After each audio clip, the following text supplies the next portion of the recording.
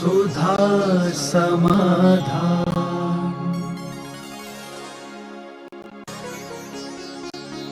नमोस्तु गुरुदेव। हमारा अंतिम लक्ष्य क्या होना चाहिए जिससे हमारे मनुष्य जीवन की सार्थकता हो सके? अंतिम लक्ष्य अपना संसार का विराम होना चाहिए कि जिस संसार में हम अनादिकाल से चल रहे हैं, यह संसार मेरे विराम को प्राप्त हो और मैं एक ऐसे नए रूप को स्वीकार करूं जो आज तक मैंने प्राप्त नहीं किया हो। जैन दर्शन का सम्यक दृष्टि का अंतिम लक्ष्य संसार को विराम करना। जो कुछ भी आज तक किया है या कर रहा है, इस पर विराम कब लगेगा, यही अंतिम लक्ष्य होना चाहिए। नमोस्तु गुरुदेव। क्या पुण्य और पाप संसार के बंधन का कारण है? पुण्य और पाप संसार के कारण ही हों ऐसा कोई नियम नहीं है। कुछ पुण्य प्रकृतियां ऐसी हैं जिनका मोक्ष मार्ग में सहयोगी है। कुछ अशुभ कार्य भी ऐसे हैं जो हिंसा होते हुए भी हिंसा में नहीं आती। धर्म के निमित्त से आना, मकान बनाते, मंदिर बनाते हो, अभिषेक का जल आदि लाते हो, इसमें सावध है, लेकिन सावध होकर के सावध लेशौ बहु पुण्य राशौ, ऐसा पूज्यवर समंतभद्र महाराज ने लिखा। सावध लेशौ बहु पुण्य राशौ, बहुत बड़ी पुण्य की राशि के लिए बंधक कहलाते हैं। इसलिए इन कर्मों की विवक्षा जो है आपके अभिप्राय पे आश्रित है कि तुम इन कर्मों का किस अभिप्राय में उपयोग कर रहे हो। ऐसा नमोस्तु गुरुदेव। शिविरों से समाज को क्या लाभ प्राप्त होता है? शिविर लगाने का अर्थ होता है कि हम ज्ञान अधिक मिले या नहीं मिले, लेकिन ज्ञान की महिमा जरूर पता चल जाती है। जैसे आप प्रदर्शनी लगाते हैं, प्रदर्शनी माल बेचने के लिए नहीं लगाते, उस माल का विज्ञापन करने के लिए लगाते हैं। प्रदर्शनी में यही होता, माल बेचना वहाँ लक्ष्य नहीं, वहाँ तो माल की महिमा बताना कि ये माल कैसा है। इसी प्रकार शिविरों के माध्यम से हम ये बताना चाहते हैं कि धर्म का ज्ञान से कितने लाभ हैं, कितने फायदे हैं, कितनी नहीं करेंगे तो कितने नुकसान है। और जब उससे आकर्षण व्यक्ति बन जाता है तो फिर वह उसको अपने जीवन में उतारने का भाव करता है। इसलिए शिविरों की परंपरा शुरू से रही है। गर्मी के दिनों में मान ली आजकल लोगों की पढ़ाई, लोग बाहर रहते हैं, हर नगर में, हर मंदिर में गर्मियों के दिन में कम से कम शिविर लगना ही चाहिए। पहले विद्वानों का अभाव हो गया था, बीच में कुछ विद्वान मिले, लेकिन वे श्रमण संस्कृति विरोधी मिले। मंदिर में बैठ कर के मंदिर के भगवान की पूजा पाठ का ही निषेध करना, पूजा पाठ अभिषेक करना ये जड़ की क्रिया है, तो व्यवहार है, तो संसार के बंध का कारण है। यानी जिस मंदिर में बैठ करके स्वाध्याय कर रहे हैं उन्हीं की बुराई कर रहे हैं। मंदिरों में बैठ करके मुनियों की आलोचना करना उनका मुख्य लक्ष्य था। उसका मूल कारण था कि वे लोमड़ी के समान इसलिए मुनियों की बुराई करते हैं क्योंकि वो स्वयं मुनि नहीं बन पाए। तो तुम लोग पूछते हो उनसे कि भाई आप इतने ज्ञानी होकर मुनि क्यों नहीं बन रहे, तो उन्हें कह दिया भैया पंचम काल में मुनि होते ही नहीं है। तो ये लोमड़ियों की विचारधारा वाले जो लोग होते थे उनके विद्वान थे।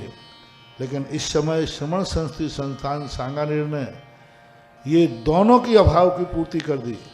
एक तो विद्वानों के अभाव की पूर्ति की और दूसरे श्रमण संस्कृति विरोधी जो विद्वान थे, मजबूरी में आप लोग बुलाते थे, उनका अभाव करके और अब मंदिरों में भगवान की पूजा का महत्व और गुरुओं की महिमा का महत्व सुनाया जाता है।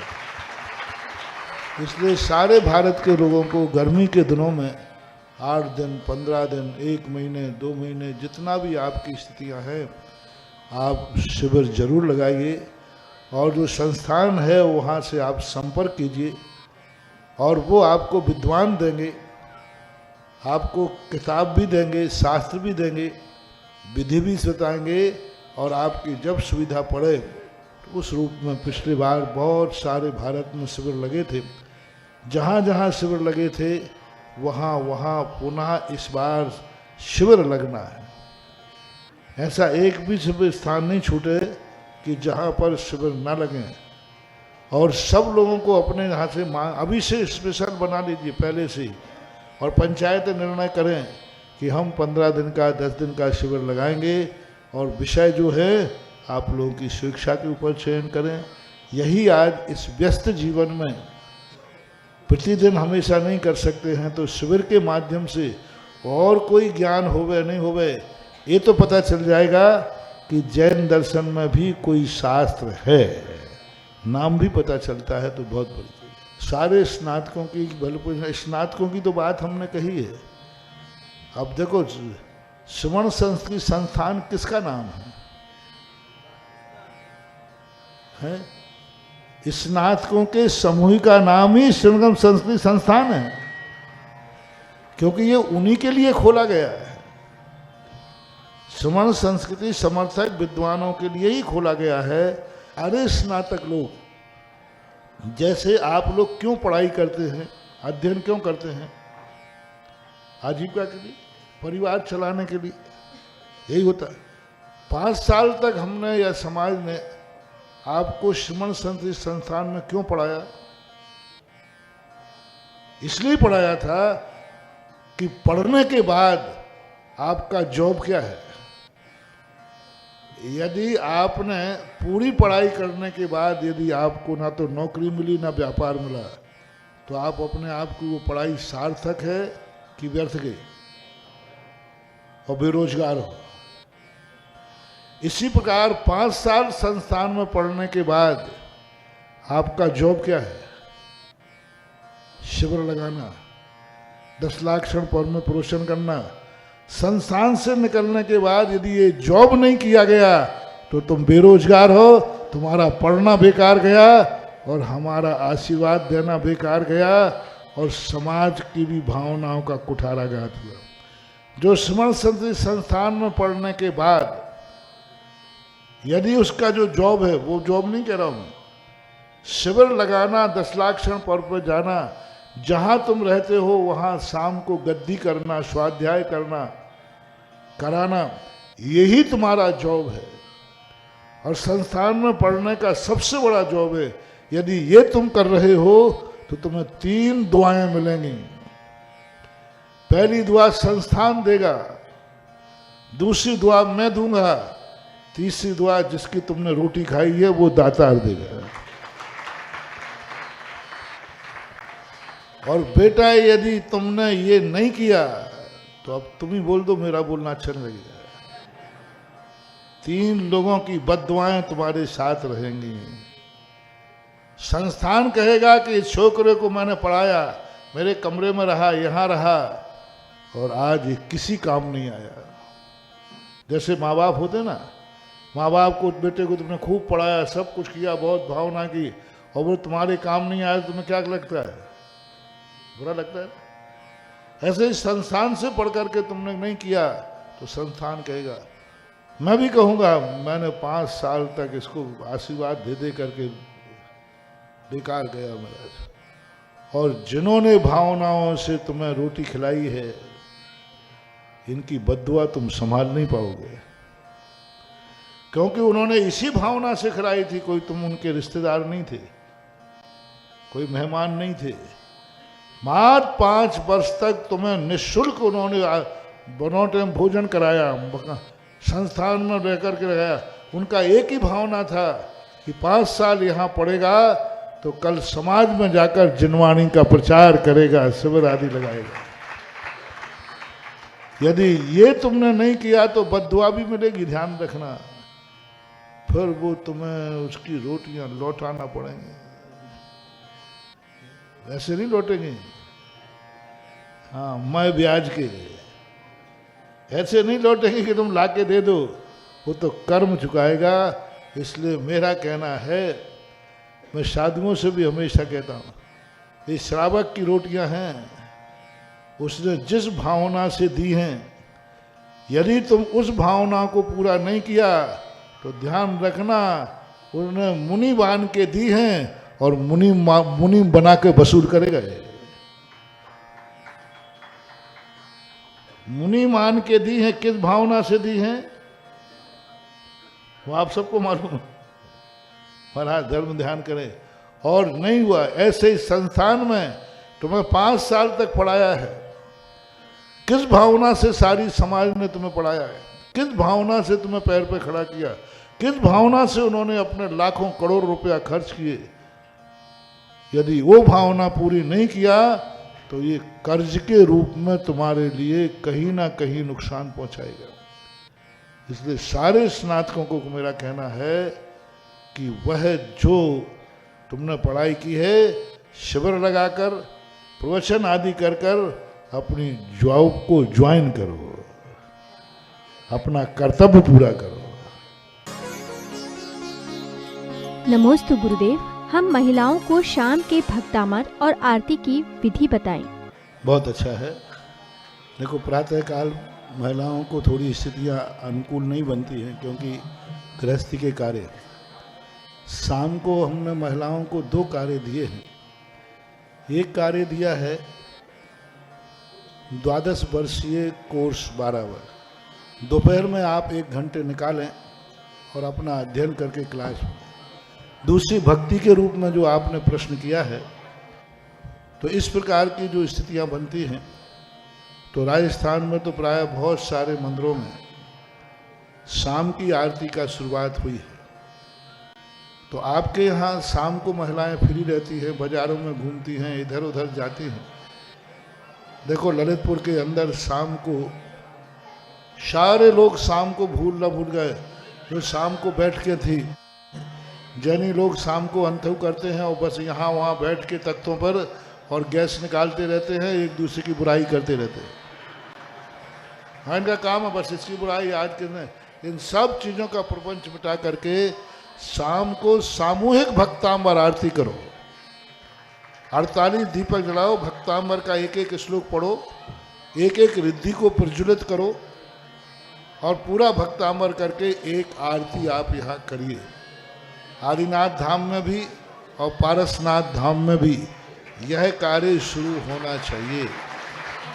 शाम को सारी महिलाएं प्राय फ्री हो जाती हैं, शाम का भोजन पानी करके, और फिर सब महिलाएं पुरुष आदि भी शाम को यहाँ वहाँ बैठने की अपेक्षा, ठीक है जो दुकान पर बैठे हैं वो अलग हैं, लेकिन जो वृद्धजन हैं, जो बच्चे आदि सारे स्कूल लगा वगैरह जैसे आ जाते हैं, ये सब मिलकर शाम को 48 दीपकों से अपने भगवानों की आरती कीजिए। ये बहुत अच्छा प्रश्न है। सुबह हो गया भक्तांबर विधान, सुबह हो गया अभिषेक शांति धारा, और शाम को हो गई आरती, तो मंदिरों में हो गया अतिशय। ये कार्य यदि आप लोग शुरू करते हैं, यूनियन बना लें, संगठन बना लें, और जितनी महिलाएं ये नियम ले लें कि बाहर को छोड़ करके, बीमारी को छोड़ करके, कोई विशेष कार्य को छोड़ करके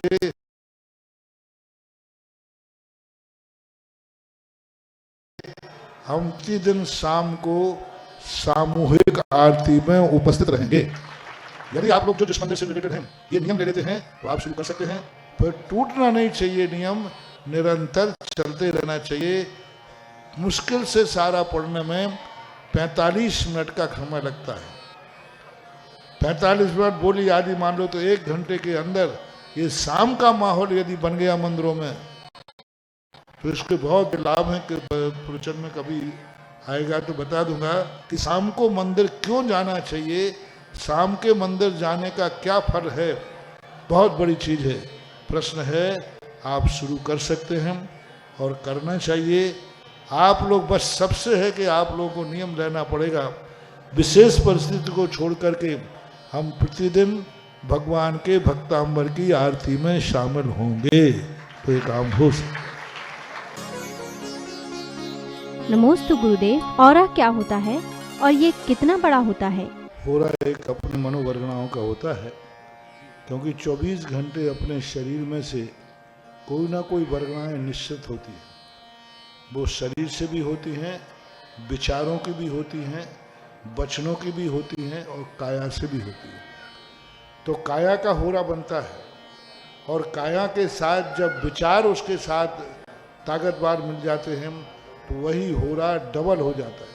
उसमें भी वचनों को यदि मिल जाते हैं तो और डबल हो जाता है। तो ये होरा चारों तरफ अपना एक आभा मंडल बनाते हैं। आजकल विज्ञान इस पर बड़ा शोध कर रहा है और ये ऐसा भी देखा गया, इस कमरे में अभी कौन बैठा था उसकी अभी फोटो के लिए उन्होंने 24 घंटे तक का तो उन्होंने शोध कर लिया कि 24 घंटे पहले इस कमरे में कौन था, उसकी फोटो उतार के बता देंगे, अक्स बता देंगे। खोज चल रहा है कि 6 महीने पहले भी कौन था यहाँ पर, उसका भी बनाने का। तो ये सारे के सारे होरा कहलाते। होरा का आभा मंडल सबका होता है, किसी का काला, किसी का सफ़ेद, किसी का छोटा, किसी का बड़ा। पापियों के भी बड़े बड़े आभा मंडल होते हैं, इसलिए बहुत दूर तक वो प्रभावित करते हैं। पुण्यात्माओं का भी बड़ा होरा होता है, दूर दूर तक, कई तक इतना बड़ा हो सकता है, किलोमीटरों तक का भी आभा मंडल होता है। तीर्थंकर का आभा मंडल जो है 100 कोस तक का होता है। 100 कोस तक का सुभिक्ष पड़ता है। 100 योजन तक का सुभिक्ष पड़ता है। ये उनका आभा मंडल 100 योजन तक होता है। तो इस प्रकार के आती है चर्चा, शास्त्रों में उसे हो रहा है आभा मंडल के रूप में जानते हैं। ऐसा। नमोस्तु गुरुदेव। बाजार में हमें अपनी ज़रूरत की चीज़ें ही लेनी चाहिए, मगर बाजार में तमाम तरह की चीज़ें देखकर मन ललचाए तो क्या करें? ये बाजार वालों की गलती नहीं है, ये तुम्हारी गलती है कि तुम्हारा मन क्यों ललचाता है।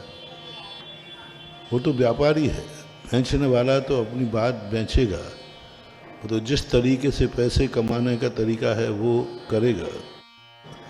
उपभोक्ता को विवेकवान होना चाहिए।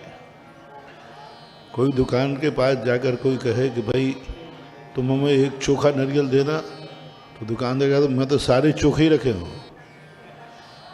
तो तुम्हें बजा के देखना है कि चोखा कौन सा है। उपभोक्ता की डिमांड बढ़ती है तब कहीं जाकर के दुकान पे माल बढ़ता है। माल बढ़ता है इसलिए नहीं, वो तुम्हारी नीयत जान जाता है दुकानदार कि श्रावक की नीयत क्या है, तदनुसार वो अपने यहाँ माल रखना शुरू कर देता है। ऐसा माना। सुधा समाधान